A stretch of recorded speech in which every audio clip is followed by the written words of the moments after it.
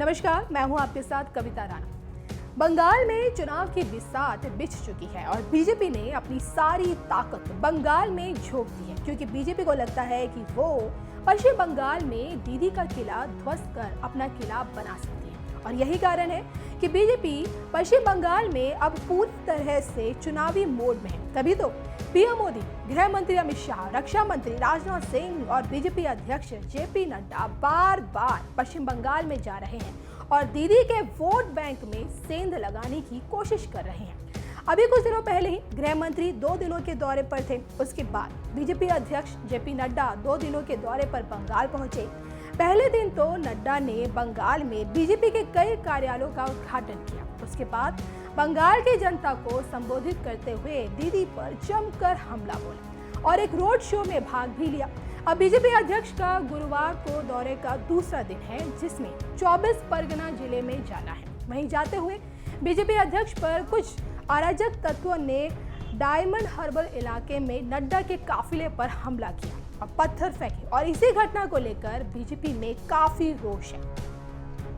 BJP के कई बड़े नेता इसको लेकर ममता बनर्जी सरकार को घेर रहे हैं। इसी कड़ी में ममता सरकार को घेरते हुए गृह मंत्री ने कहा है कि आज बंगाल में बीजेपी के राष्ट्रीय अध्यक्ष श्री जेपी नड्डा जी के ऊपर हुआ हमला बहुत ही निंदनीय है। उसकी जितनी भी निंदा की जाए वो कम है। तो केंद्र सरकार के इस हमले को पूरी गंभीरता से ले रही है। बंगाल सरकार को इस प्रायोजित हिंसा के लिए प्रदेश की शांति प्रिय जनता को जवाब देना होगा। तो वहीं दूसरी तरफ रक्षा मंत्री राजनाथ सिंह ने भी ट्वीट किया है और ये कहा है, पश्चिम बंगाल के प्रवास के दौरान बीजेपी के राष्ट्रीय अध्यक्ष जेपी नड्डा के काफिले पर हुए हमले के बाद मैंने उनसे फोन पर बात की और उनका कुशल क्षेम पूछा। ये घटना पश्चिम बंगाल राज्य की गिरती कानून व्यवस्था का परिचायक है। वहीं हमले के बाद बीजेपी अध्यक्ष जेपी नड्डा ने कहा कि पश्चिम बंगाल अराजक और असहिष्णुता वाला राज्य बन चुका है। अगर मैं बैठक के लिए यहाँ पहुँच पाया हूँ तो ये माँ दुर्गा की कृपा है।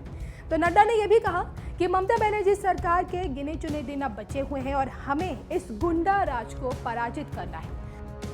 तो आप समझ सकते हैं कि बीजेपी चुनाव से पहले किस तरह से बंगाल में अपना जनाधार बढ़ाने की कोशिश कर रही है और लगातार ममता बनर्जी सरकार पर हमला कर रही है, क्योंकि नए साल में पश्चिम बंगाल में ही सबसे पहले चुनाव होने हैं और बीजेपी की रणनीति है कि चुनाव में जाने से पहले बंगाल में माहौल पूरी तरह बदला नजर आना चाहिए।